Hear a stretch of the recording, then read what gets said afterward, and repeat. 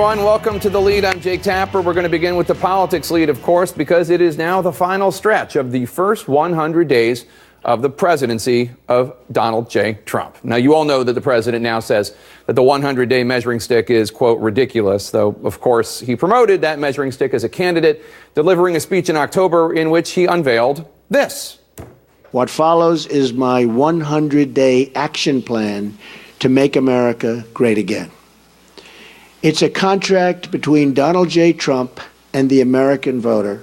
A contract. I'm not saying that contract's in breach, but most of the items on that action plan have yet to come to fruition. So the Trump administration is right now cramming like a college kid during finals week in an attempt to deliver on some of the promises that brought his voters to the polls in November. So far, if you are scoring at home, only one of the 10 promises for legislation that then candidate Trump made in his contract with the American voter even made it to the House, that Republican health care bill. It died. So far, we have seen a real journey, one that's taken this president from I alone can fix it to nobody knew issues like health care could be this complicated to I said NATO is obsolete, not knowing much about NATO. One thing, however, has remained consistent, this president's fixation on approval polls and ratings and sometimes rehashing the 2016 election.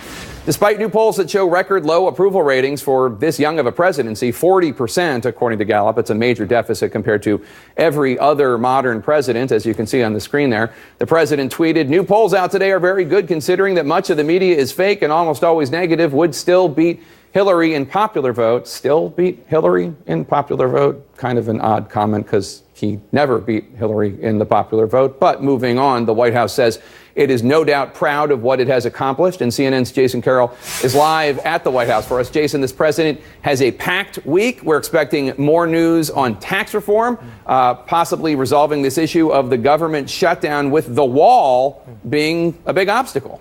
Big obstacle, especially if you're a Democrat. You listen to what folks like Nancy Pelosi are saying, Jake, calling the wall expensive and immoral. But having said that, the White House is working behind the scenes with the House and Senate. The feeling is that some sort of an agreement will be reached and a government shutdown will be avoided. As President Trump closes in on 100 days in office, his administration is setting up a showdown over funding for a border wall. The president's priorities have been very clear from the beginning. Congress has until Friday to approve a spending bill and avoid a government shutdown. The administration is pushing to include $1.4 billion for the wall as part of that measure. It will be up to Congress to pass it. And if the Democrats filibuster that and block it, they're the ones shutting the whole government down just to keep the wall from being built. The president tweeting today, "The wall is a very important tool in stopping drugs from pouring into our country and poisoning our youth," and many others. But the administration appears to be sending mixed signals on how hard a line the president is willing to draw when it comes to the wall. Secretary of Homeland Security John Kelly telling CNN the president would insist on it. The president has been pretty straightforward about his desire and the need for a border wall. So I would suspect he'll do the right thing for sure, but I will suspect he will be insistent on the funding. But Chief of Staff Reince Priebus refused to say whether the president would veto a bill that did not include wall funds. I think that as long as the president's priorities are adequately reflected in the CR, I think we'll be okay with that. Democrats say funding for the wall is a non-starter. To think that he would consider shutting down the government of the United States of America over this outlandish proposal of a border wall, which we can't even pay for at this point, and is opposed by Democrats and Republicans all along the border, that would be the height of irresponsibility. Even some Republicans on the Hill are suggesting the party cannot risk a shutdown over the wall. The last thing we can afford is to send a message to the world that the United States government, by the way, is only partially functioning.